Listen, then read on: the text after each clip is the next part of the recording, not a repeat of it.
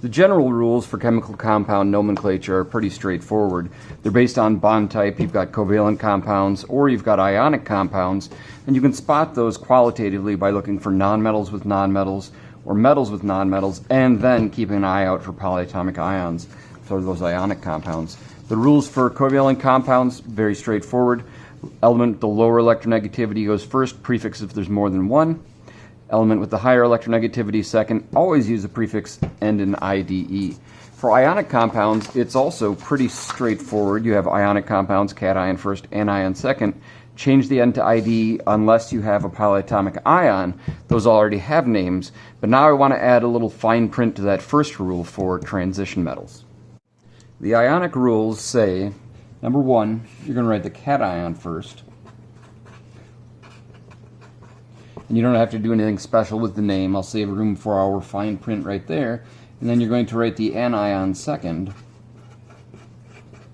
And there is some fine print on that.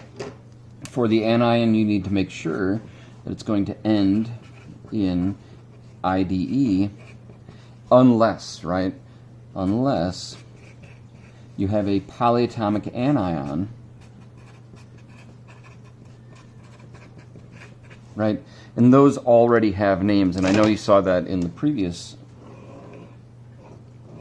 slide, but for right now, let's just make a note once again. These already have names.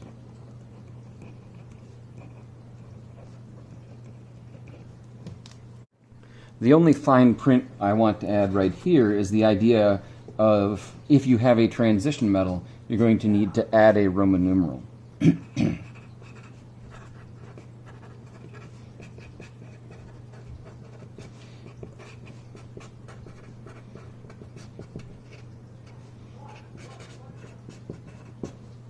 Our definition of what we're going to use for transition metals may be a bit broad, since it's technically the D block of the periodic table, right?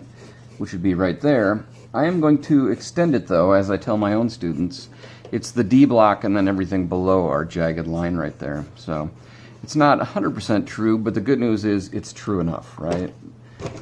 So we've got all of this here in the D block, and also if you just follow this line over right here, everything below the jagged line, and that's going to help catch things like lead and tin that have multiple possible oxidation states. These are the elements we're looking for, that we're talking about when we're referring to our transition metals that need Roman numerals. All right, so an important skill when you're looking at the formula for a compound, does it have one of these things? And if so, we're going to need a Roman numeral in the name.